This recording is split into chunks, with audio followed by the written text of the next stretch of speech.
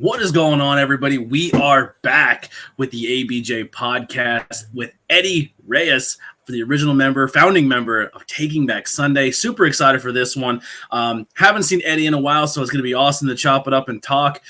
We have so much in common. We were talking before the camera started rolling between horror and pro wrestling and music and all of it, and our fidgeting and everything else. I cannot wait to chat it up. We're going to have a blast. Make sure you check out the links below to support the podcast. We do have the membership tier, so if you guys sign up for the membership, you get all the content early. So if you're seeing this now live, you could have seen it probably a couple weeks or a month before it aired because you're a member to the channel. It's a little as $1. The $5 and up tier gets you all the early content, as well as check out the links below for merchandise. We have a lot of really cool merchandise, and support my guest links below as well. Follow them on all social media. Tell them what you thought of the podcast. Give some feedback, and maybe we'll see more Eddie, because like I said, we have all these bonds of all the things that we're into. So maybe some horror movie reviews or some wrestling talks. Who knows? We're going to do it all. Without further ado, let's bring in my guest. Let's bring in Eddie. What's going on, bud?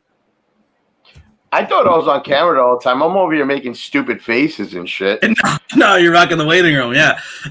What's going on? How you been? Yo, you should have pressed record an hour ago when we started talking.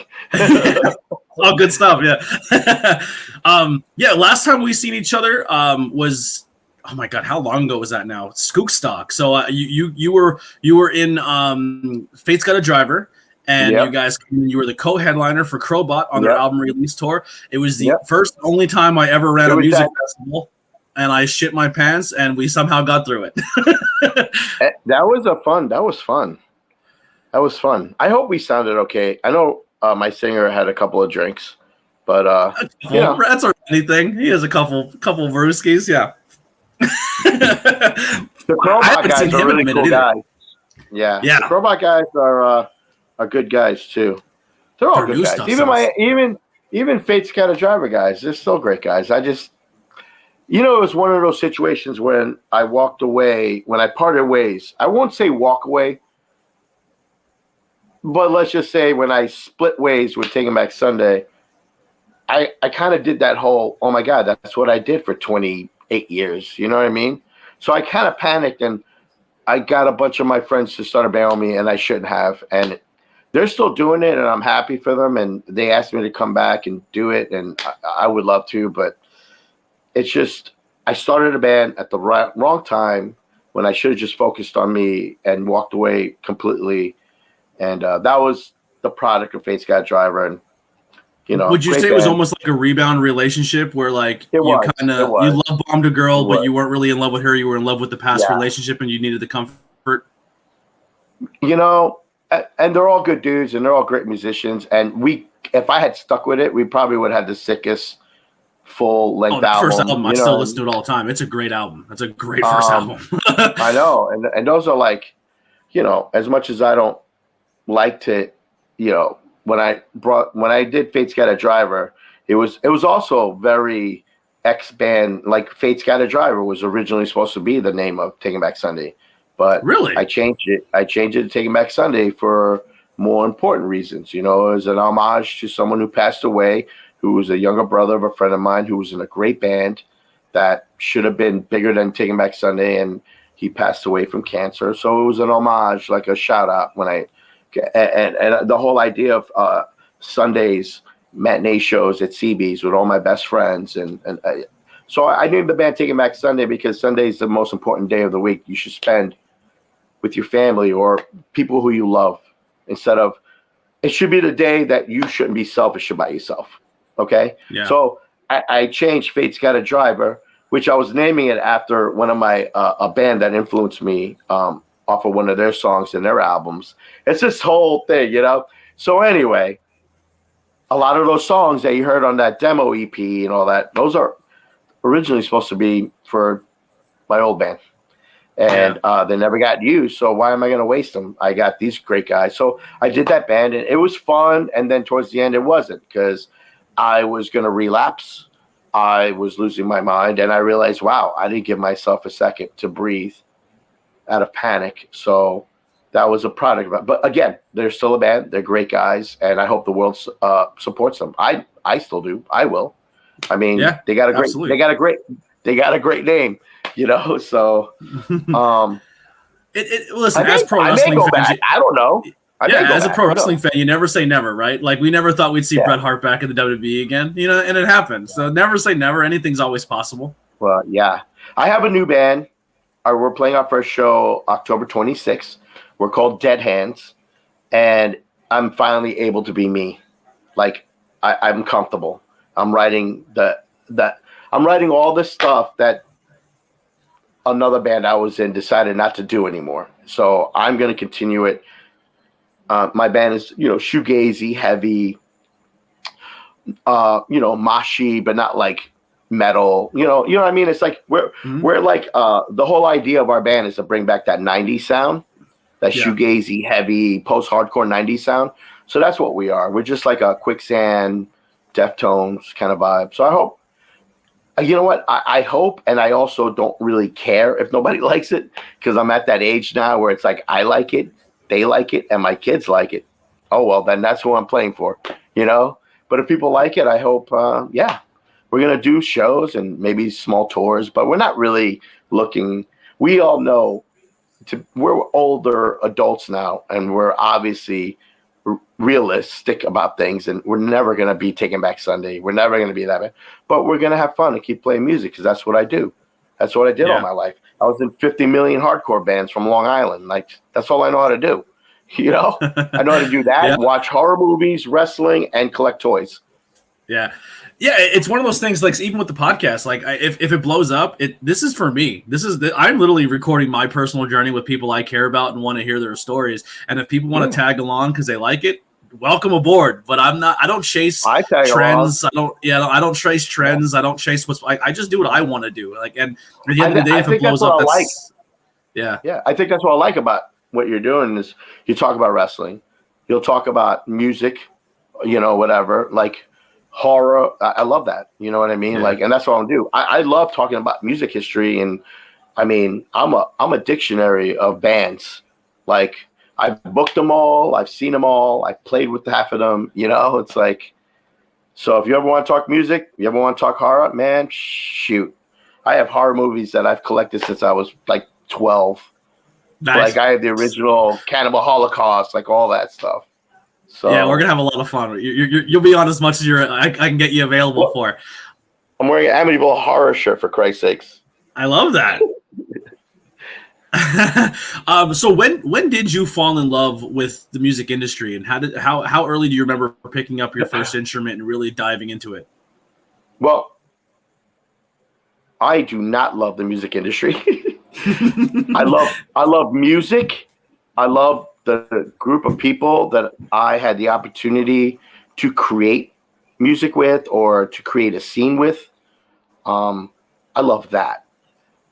Later on, the music industry came in, but I've always been a metalhead hardcore kid. Like, my brother was a metalhead, and my sisters listened to great, I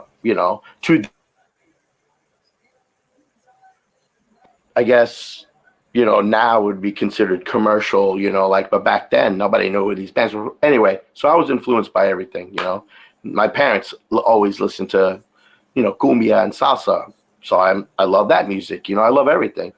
I grew up in Amityville, New York, hip hop central of Long Island, I can name a million hip hop bands from here.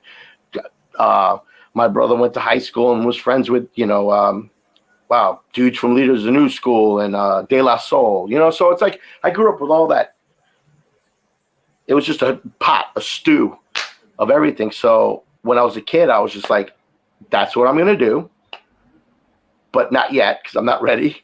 And then when I was like 13, my mom bought me my first guitar, which was an Epiphone Strat, an old original Epiphone Strat. And then my second guitar was Randy Rhoads Flying V.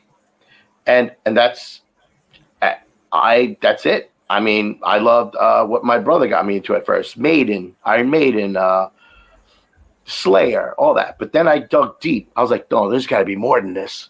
So I would go down to the local record store and I would dig up all the grindcore, black metal, death metal. So I was like 15 listening to like Celtic Frost and Napalm Death and shit.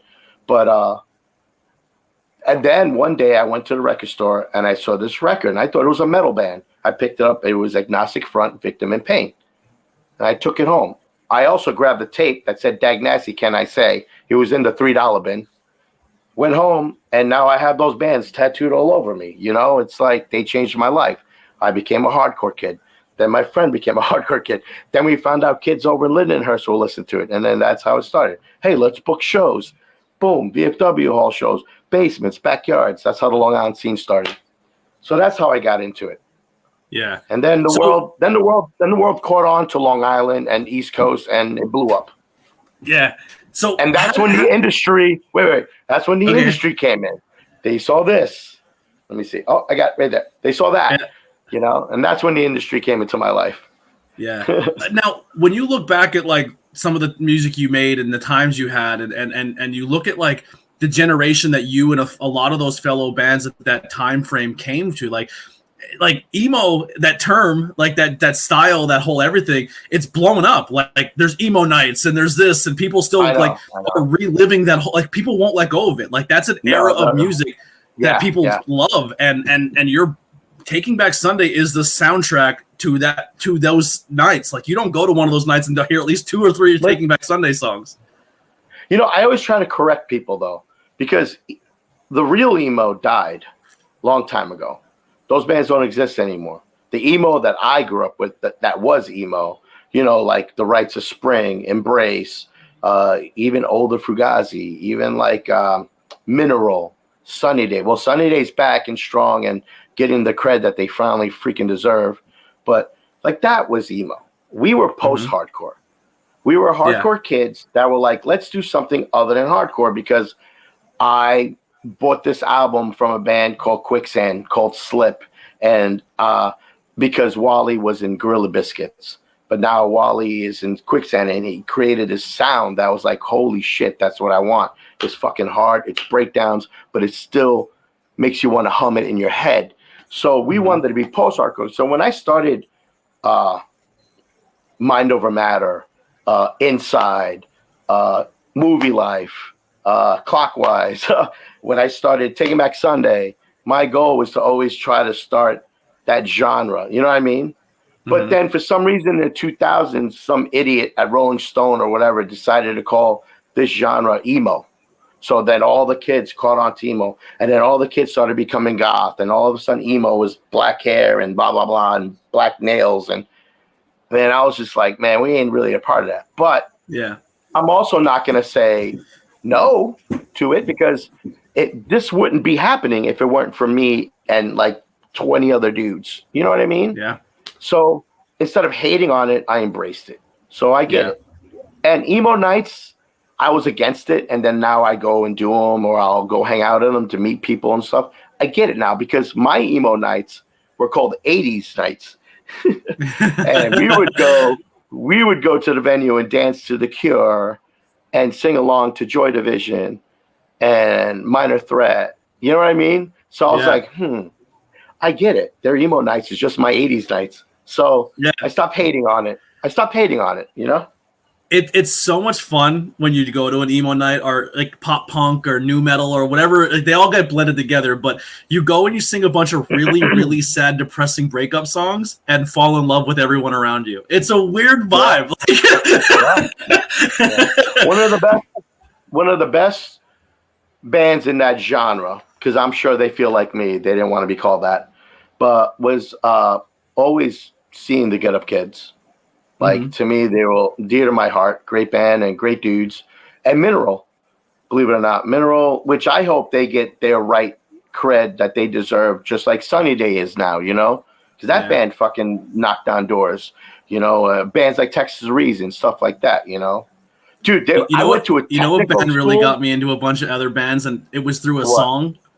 Gym Class Heroes has a song called Taxi Driver, and every lyric in the song is a band name. It's so good. And then I deciphered it. I'm like, these are all. And then I go to research the bands because of the lyric. I love Gym Class Hero. They're another upstate New York band, right? the Gym Class Hero dudes are pretty legit. I back them. You know, they're good dudes.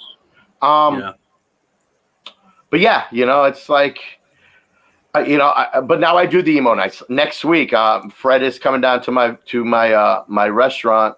I run a restaurant with a friend of mine. It's his, but I manage it. But now we got the venue part of it going. So now we have we're gonna start having more shows. But I also do it also here locally with another partner of mine.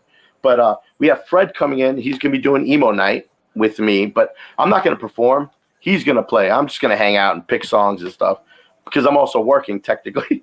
Yeah. But so next week I got that, and then the week after that is an emo night, which is my show, my new band, Dead Hands. And when it's done, I'll send you some. Tell me what you think. Yeah.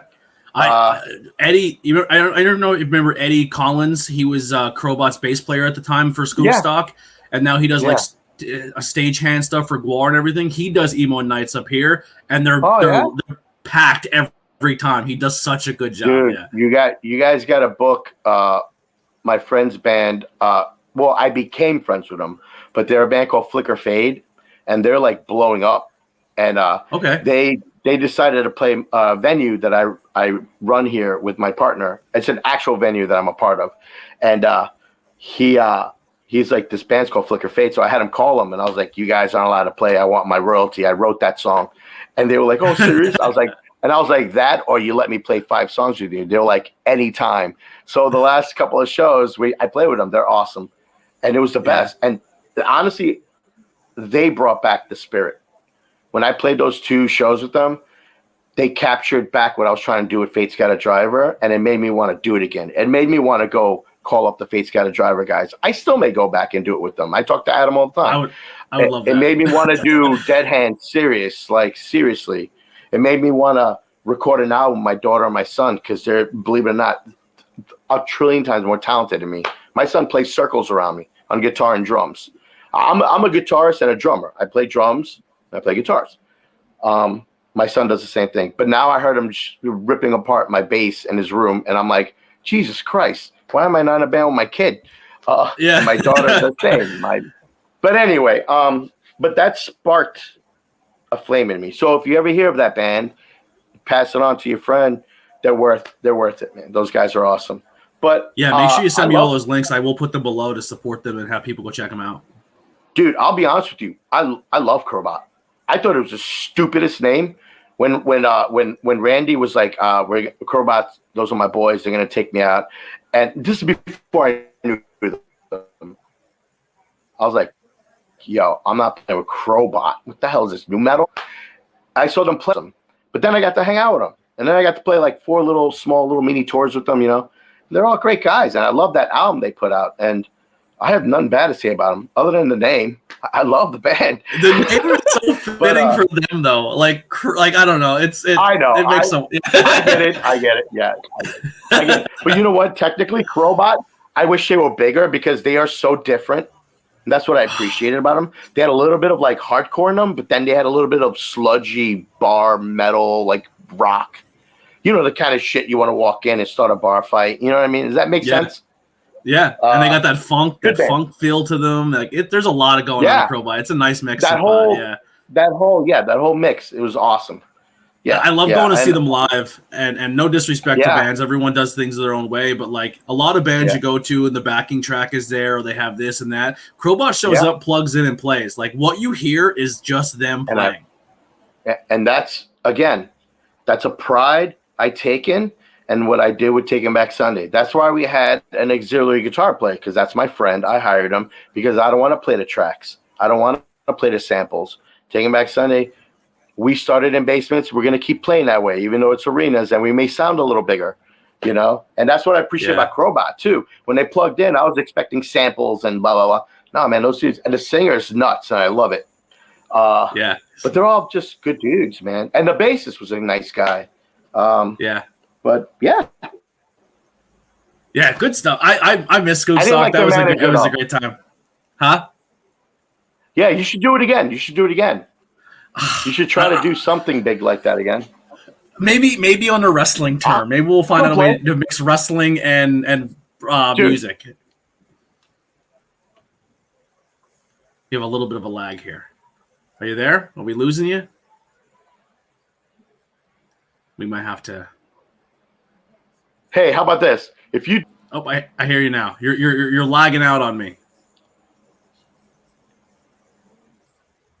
For crappy internet. I'm sorry. But Right. I'll tell you what, if you do it again, I'll call up the Fates Guy Drivers guys. I'll do it with them and my new band. All right. Not that anybody will know who we are or care.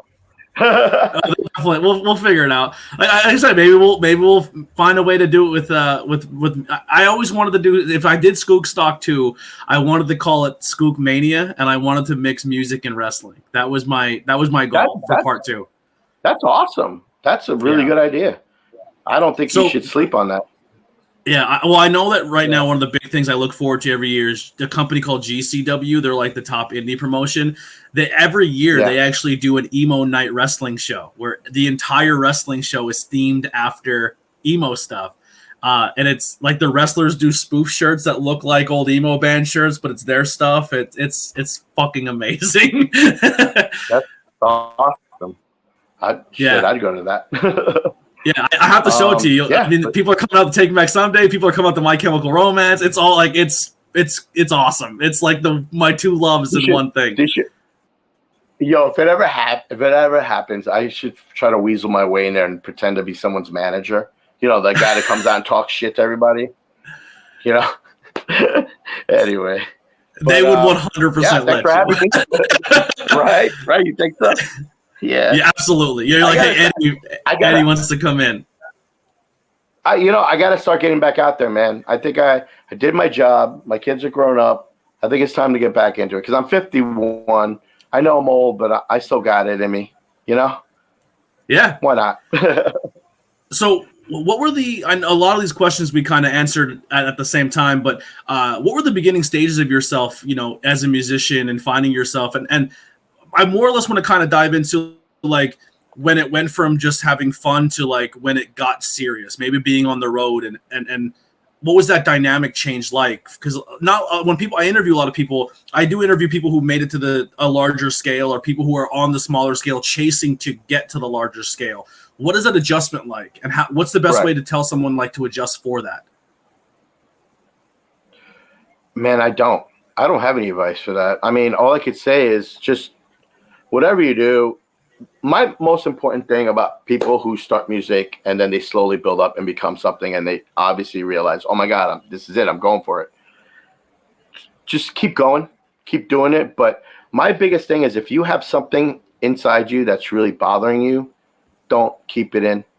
Don't, because over the years it'll build up and then to your partners, your boys, and letting your feelings out and yada, yada, and no communication, it'll build up and you'll turn to other things. And I saw that happen a million times. It happened to me.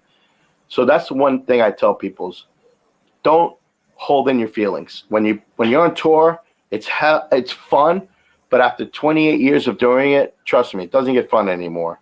You don't see your kids grow. You're going through a divorce. You got to do this. You know what I mean? It's like a double-edged sword. It's like, yeah, you get to live the rock star life, but everything at home's falling apart. Don't let that happen.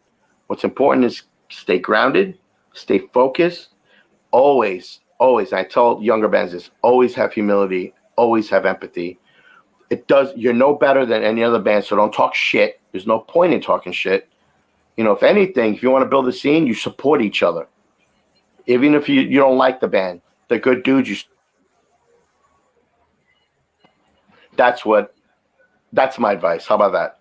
Is that okay? Oh, I love that. Yeah, that's perfect. I think like that's one of the things when I see a lot of people, it's like they hit that certain stride or they think they hit that stride and they get a little taste of it and they change completely. And you're like, man, you were right there and you just kind of flipped the switch because you got a little taste of it. Like you're not even at that next stage yet, and you're probably going to ruin your next step up because you got a little bit of it and didn't handle it properly. Yeah, you gotta stay grounded, man. Stay grounded and don't hold in your feelings. Don't. I held in my feelings. When did it realize for you that when you're like, oh shit, this is getting bigger than I anticipated? And I think we were blowing up on Long Island already. But I think our first show we played with Alkaline Trio, and it was sold out. Hear me? Yeah, you can hear me. Yep, I hear It you. was a sold out Long Island show in Mineola, Long Island. The place was like packed, like 2,000 kids, and that's when I was like, wow, this is not only are we getting big, but this scene is getting big. And then 2 months later, we're selling out Irving Plaza in New York, and I'm like, wow, this is really big. And it just slowly built up. Birch Hill, Jersey. We started going out down to Philly. Shows were selling out, and so that's when I was like, okay. But I think it really hit me as like my band is big when we sold out Nassau Coliseum. And for me, that was like a big thing because I used to go see the Islanders play there, and it's like, I can't believe I'm doing this. And the Islanders gave us jerseys. Like I cried like a little baby.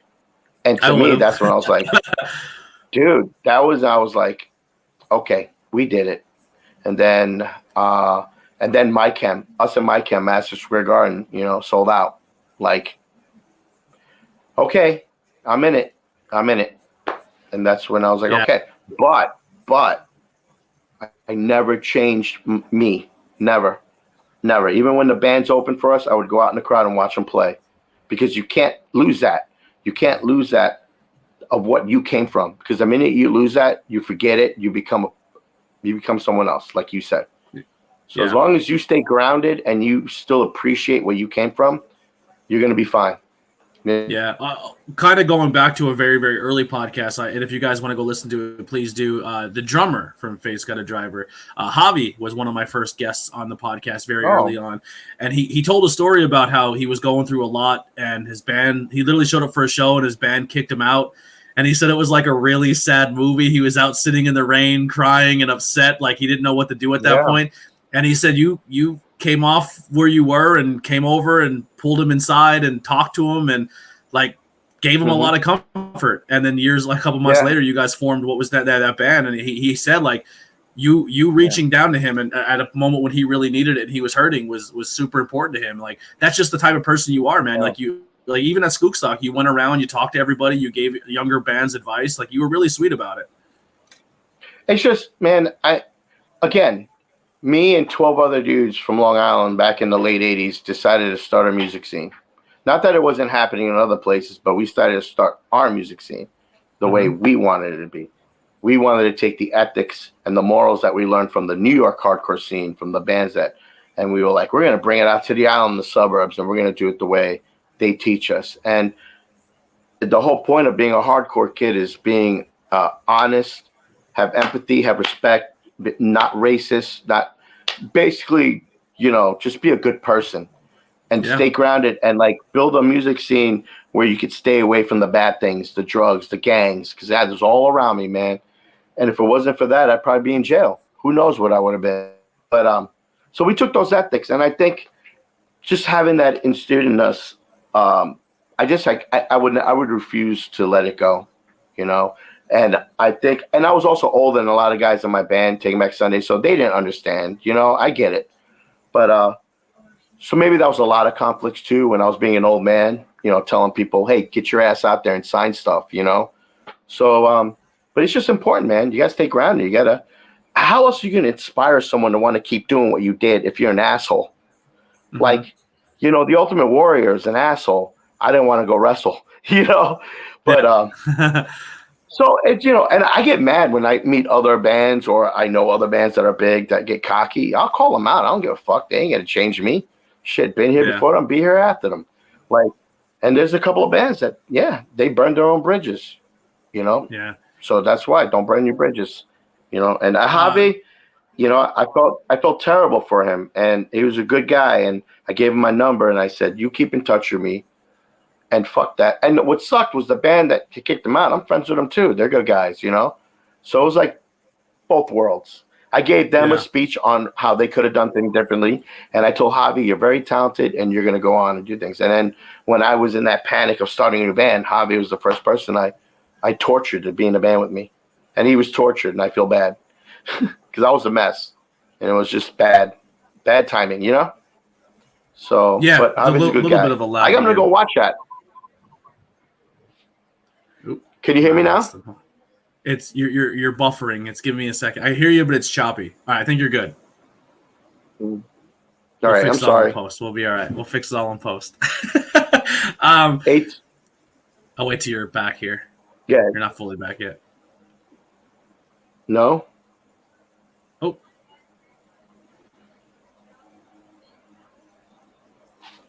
Yeah. You there? Yeah. Can you hear me? I can hear you fine. I see you. That's weird. Yeah. All right, I think you're good. You're back.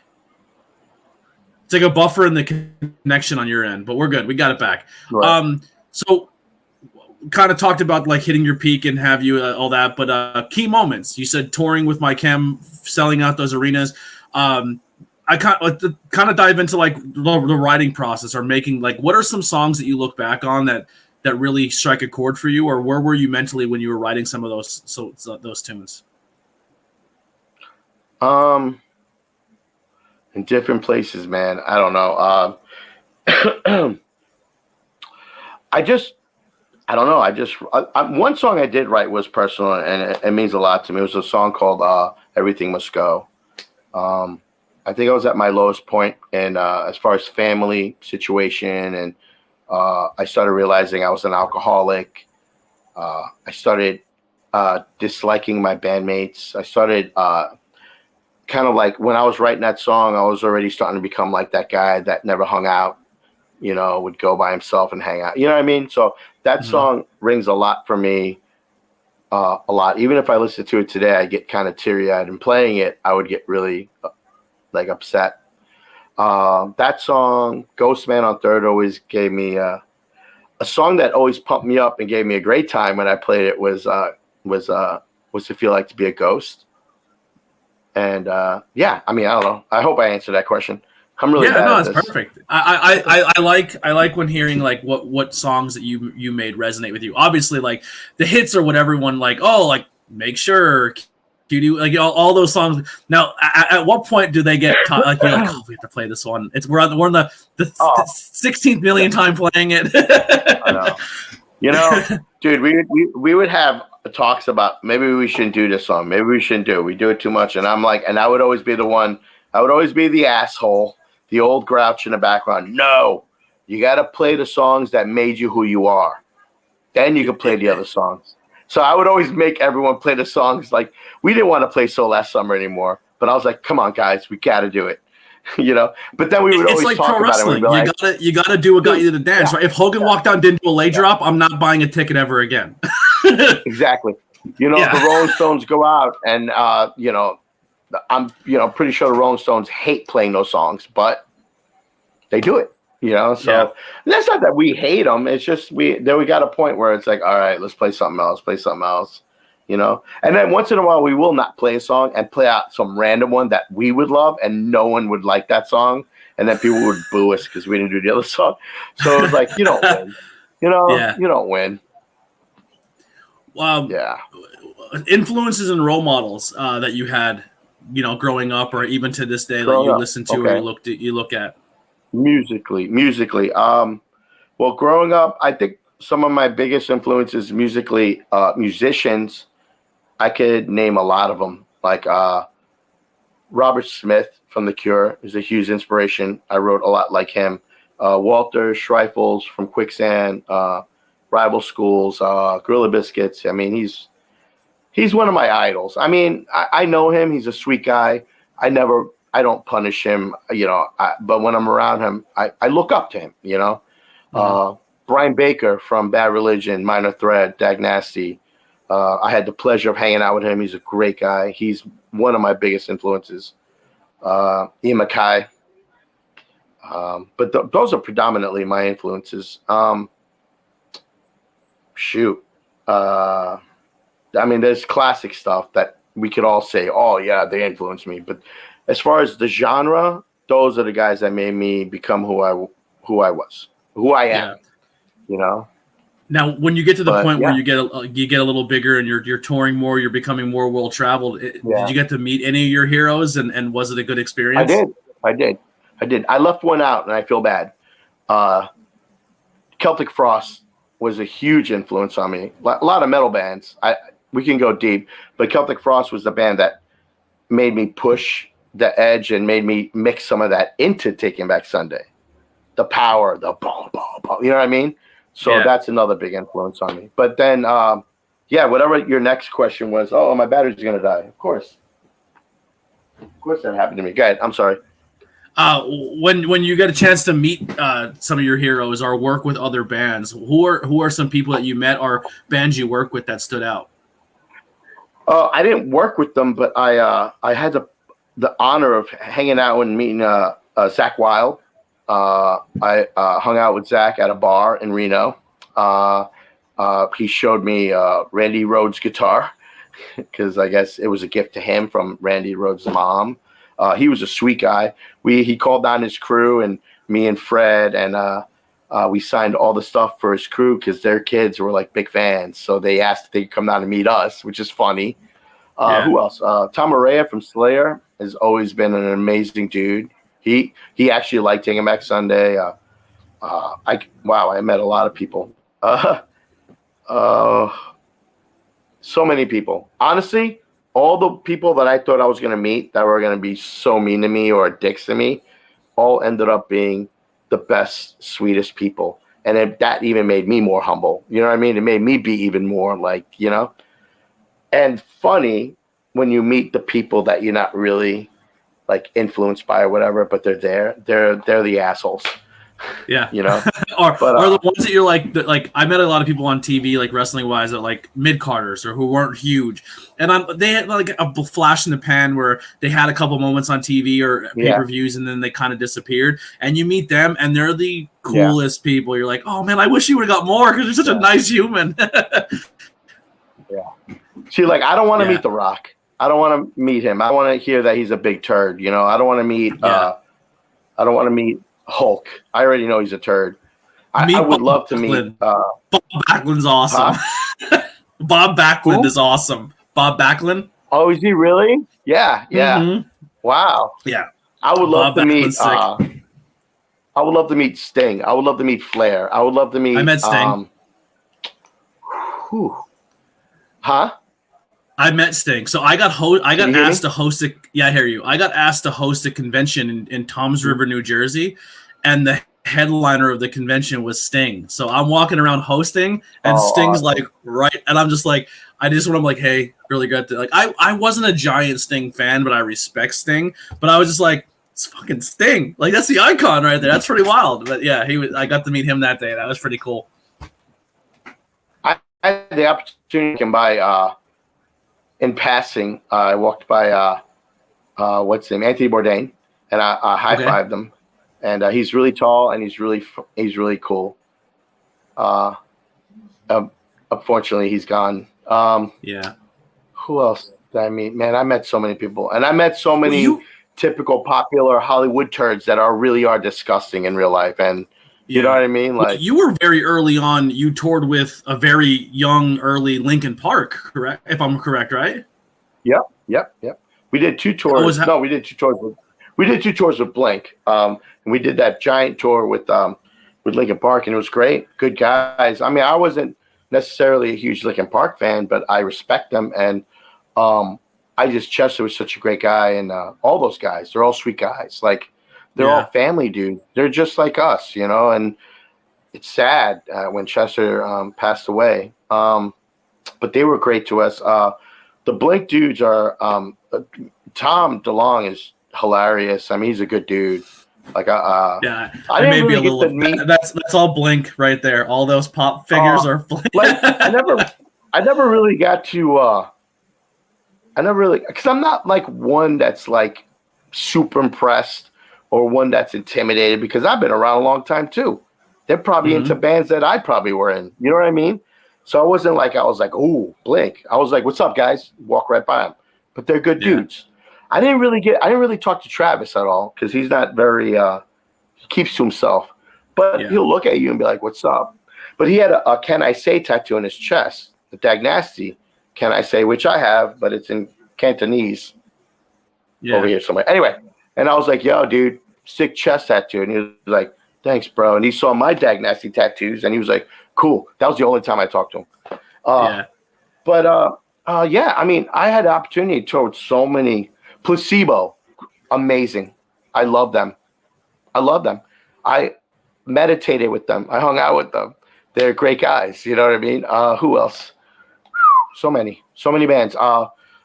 Shared a bus with Slipknot at a festival. Hilarious. Like the best.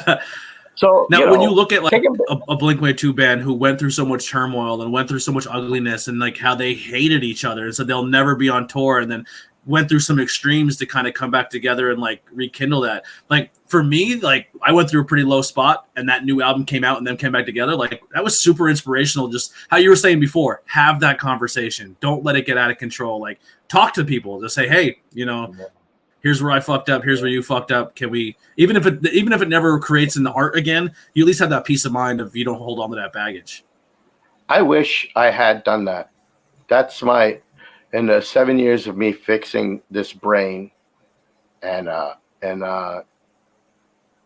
just what I went through, I wish I had been more outspoken, but there's a lot of things in the TBS camp that are, it's the way things are, the way things roll, and I should have let my feelings out more, I think. And then maybe I probably still would have been there, but unfortunately, but now I know, but I don't know. I mean, maybe one day I will bump into those guys and we'll sit down and have it out, and maybe I will go back, or maybe they'll have me back. I don't know. You never know. You never know what the future holds. But as long as you're on your end, you're open to burying hatchets. That's good. Yeah, and let's not sugarcoat this. If one of them saw this, or my ex-manager saw this, they can't argue this. It's my band. I started it. I named it. I wrote half those songs. They could sit there and go, how can he say that? They wouldn't say that because they can't, because it's true. I'm not lying, So it's sad that I'm not there with my child, but at the same time, I'm also happy for them that they carried it on. You know what I mean? It's just so many different things that now that I've been able to fix this, I could say without having it be nasty or not what I wanted to say. You know what I mean? So yeah. How long was that process of kind of like, was there a moment where you didn't want to talk about the band, listen to the band, be a part of it? Because after the separation, where you had to heal or figure that out? Dude, it was so bad that I sold stuff just to get it out of my face. Yeah. Like I literally, when I did that emo night a couple months ago, I had to relearn songs that I wrote. Like that's how bad I put it in the back of my head and wanted to like just not. Dude, it sucks so bad that I would go to a gas station, put the card in, and the TV screens pop up. Literally, One time it was Taking Back Sunday doing an interview talking about a show they were doing, and I'm like, I really looked up and I was like, really? Fuck me, you got to be kidding me, But then there's a big part of me that I miss those dudes. Even though we didn't get along all the time, we were brothers. You don't get along with your brothers or sisters all the time. You know what I mean? So there's things I could have done differently, a whole lot. And there's things they way could have done differently with our parting. But it is what it is. It was a long time ago. I'm 51 now. I'm too old. I don't give a shit. I have more important things in life to worry about, And if we could sit down as adults, I would love to go back. I miss those guys. I would hug Adam. If Adam walked in that door right now, I'd probably hug him and cry, Yeah. But it is what it is, It is what it is, man. You take any group of humans. Yeah.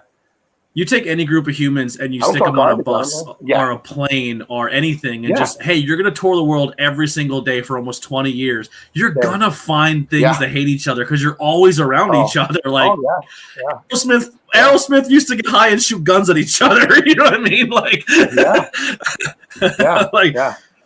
I mean, and think about it. Like, I needed recovery. I needed to get better, but I also needed people to stand by me as brothers. And I didn't get that. But that's a whole other story, and it's not trash talking. It's just fact, and it's just how I feel. Yeah. But I still love them.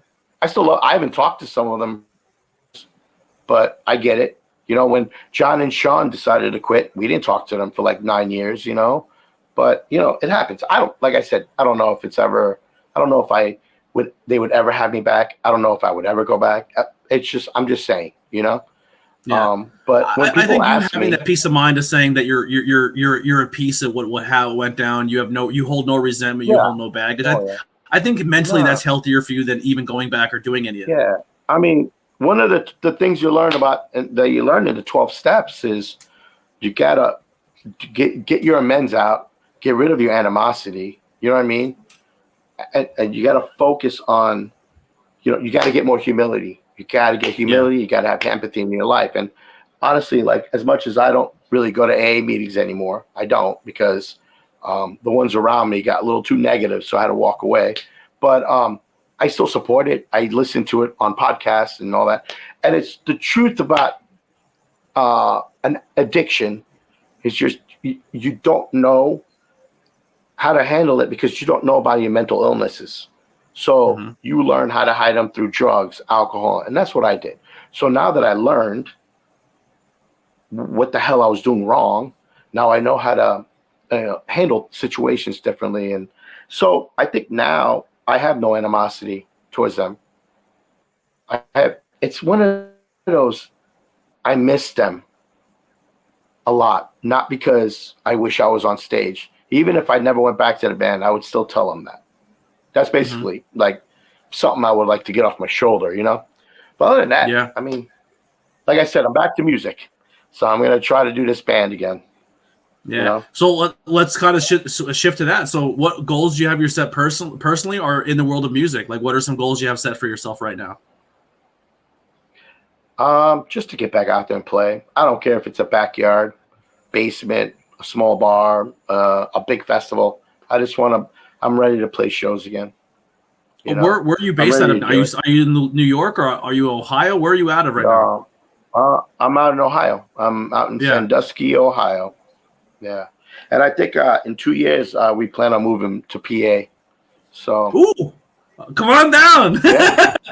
Or over. Well, I don't know.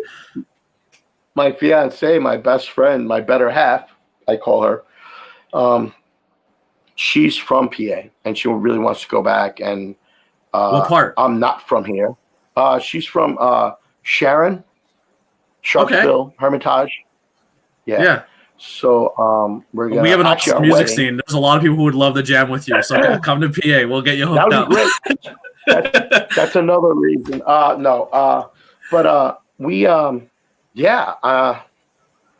love PA anyway. So it's like PA was always like a second home to me, Jersey and PA. I always played shows there, I mean, we used to play shows. My old hardcore bands, we used to go out to Burning Hands and Blue Balls, all those random freaking places. Pennsylvania has wild names. Intercourse, yeah. I love it. Intercourse. Yeah. Listen, there's Intercourse. Right after Intercourse is Burning Hands. And then after Burning Hands is Blue Balls. You're going to tell me they didn't do that on purpose. Come on.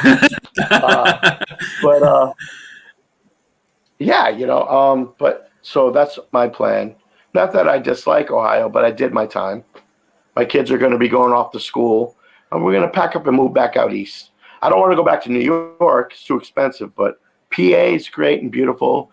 Again, great scene. Why not? I would love that. Where are you? If you move to PA, hit me up. I'm near Pottsville, Pennsylvania. Pottsville, okay. Yeah, I know Pottsville. Duh. Yep. Okay, yeah. I'm definitely, we are moving there. I mean, our wedding is May 17th. It's in Sharpsville. It's at a place called the Tara. It's like some old place. Yeah. Nice. So yeah, we're moving back. I'm just waiting for these kids to finish up school. Yeah. I can't wait. We'll definitely hang out. We'll do some stuff. We'll go to some wrestling shows. I'll take you to some wrestling shows. Hey, you know what? Are you good at naming things that you absolutely love right off the spot? I always do this to people. Like, yes, you don't have a chance. You don't have none of this. Give me a moment crap. No. Favorite wrestler. Shawn Michaels. Favorite wrestler. God. Shawn Michaels. Really? Yeah. I'm a Shawn guy. That fucking weasel? Really? Yeah. You want my part two? I like my part two more than you like my part one. Mick Foley's my number two. I love Mick Foley, and I would love to meet him. He's a Long Islander. He is a Long Islander, yeah. He's from Babylon, I believe, 2 towns over from me. So trust me. The wrestling shirt I'm wearing right now, also a Long Islander, Willow Nightingale. Yeah, that's great. I remember what's his name? I was kind of getting into it, but then he kind of like bailed out, I think. CM Punk. He's back. He went back to WWE. Yeah, he's back. Yeah. CM Punk's back in WWE. WWE. But yeah, I mean, what are we talking about? Shit. You said naming things. I just went thinking, yeah. It's ADHD, baby. I'm with you. I'm right here. Sorry. All right, so this is kind of the segue there too. Besides the industry you're in, the music, what are some? You said horror. All those things are your favorite. So, what are some things you're into right now? Maybe some movies or some albums you checked out, or TV shows you're watching. What are you into right now? Oh shit! Hold on one second. My phone is literally about to die. Okay. Commercial break. All right. Bum, bum, bum, bum, bum, bum. Like, and I'm gonna have to hold it now. Okay. Shutting down. Oh no! I should have made damn sure that he would never leave. I'm leaving that in. All right, we are back. Technical difficulties. Eddie's back. We're hanging out. We were talking about hobbies, interest, and the horror movie side of things, and our favorite wrestlers. So, recently, what are some horror movies you checked out that you're super into? Well, I mean, what was that movie? Oh my God, we just watched it. It was good. Well, as far as recently, the horrors that I really love now are like Hereditary. Yeah. We just watched this like the A24. The A24. Yeah, the A24 series. Yeah. I love anything A24. Like, have you ever seen their new their cartoon? It's called Has Been Hotel. It's like it's like you're watching the Powerpuff Girls, but the entire theme of it is the devil's daughter is trying to reestablish hell and make it a better place, and it's like a whole cartoon based in hell. It's awesome. I gotta check it out. What's it called? A Has Been Hotel. Has Been Hotel. Okay, I gotta check that out. Yeah, but Hereditary. We just watched one the other night. And it was good. I forgot what it's called though. But we were the Blackwell. I'm sorry, the Blackwell Ghost. Blackwell Ghost. Me and Michelle got sucked into that. I was like, wow, that is the most expensive series we paid for because we bought every single one. That's my last name. I don't know if it's real. I know. I don't know if it's real or if it's fake. I don't want to know, but it's great. That one is really great. That whole series is great. Have you seen Late Night with the Devil yet? No. I want to. Watch that. Don't ruin it for me. It's so goddamn good. It's so good. I know. I want to see it though. Yes, I definitely want to. But like, I don't know. I love, like, again, George Romero is like any of that series. I'd be down to like talk about because I everything George. Growing up as a kid, my favorite movie in the whole world is Dawn of the Dead. You know, the original. That's my favorite movie. Yeah, the remake is great. Don't get me wrong. Yeah. I like the remake. It's one of the very few remakes I like. But I'm true to, you know, the original Dawn of the Dead, the original Day of the Dead. I like the original Night of the Living Dead, but I also probably enjoy more the remake that Tom Savini did. I thought it was insanely good. Mm-hmm. But yeah, I mean, I'm you know, then The Walking Dead, of course, but that got boring real quick. You know, just anything like zombie flick. I'm like Luce Fulce, anything like, you know, zombie. One of my favorite movies. You know, it's like well, it's pretty cool that you want to move to the birthplace of the zombie, Pennsylvania. We pretty much made it. Romero's from Pittsburgh. Actually, I said that to her. I was like, I don't mind going back. I mean, I used to go to the museum when it was in Pittsburgh. I've never been to the mall. That's like a bucket list for me. I want to go to the Monroeville Mall. Yeah, Monroeville Mall. That's crazy. But and then I was into like a lot. Not like, of course, I'm obsessed with Star Wars. Duh. But I'm a super Star Wars nerd. Like Old Republic. Like I read the books, all that crap. I collect expensive Old Republic toys and yada yada. But that to me is a different religion and world. But then I like sci-fi horror. Like I love Alien, the whole Alien franchise, the Predator franchise. Even Prometheus is like one of my freaking favorite. You know what I love about Prometheus? That's how I look at religion. Like I believe in alienology. So like that movie, Ridley Scott explained exactly how I feel about life on Earth and who we are and who created us in their image and all that. Because I don't believe in religion like that. I believe in religion as a bunch of dudes back in the days who couldn't explain what they saw. You know what I mean? So they didn't know what science was. All that crazy shit. Like, they left someone behind. No, seriously, they left someone behind to teach us to be like them. We fucking killed him. His name was Jesus, So it's my beliefs. So anyway, back to the Prometheus. I love that movie. Like, but I love like sci-fi horrors. I love one of my favorite movies is Deadly Spawn. It's like an old 70s. Oh, it's terrible, but it's great. Okay. And one of my favorite zombie flicks next to Dawn of the Dead is Children Shouldn't Play with Dead Things. Another great one. I have to look that one up. Oh yeah. It's a great one. Did you watch the new Zack Snyder zombie movie on Netflix with Dave Bautista, where like they quarantine Vegas? That was Vegas awesome. And all that. That was a great movie. I loved it. Don't hate it. I don't hate it. Here's another one. Have you seen Abigail? I already saw it. Yeah, that was actually the movie we watched the other night, Abigail. That was great. It was a heist, a vampire movie. It was so good. It was good. I hope they don't kill it, though. I don't want them to come out with, I hope they don't try to make it a franchise. You should leave it. Some movies are just meant to be done once. Like The Shining. Stop. Leave it alone. They don't need. No, don't shut down me. No! I knew it. We were going to start talking about horror movies, and I was going to keep them too long again. We'll give them a couple minutes. We'll see how it goes. We're back. Sorry, more technical difficulties. We're killing every device in your house on this podcast. It's a process, but thank you for sticking through it with me. I appreciate it. We'll get to these last two here, and we'll get you out of here. What are some words of encouragement to someone beginning into music or just chasing their dreams in general?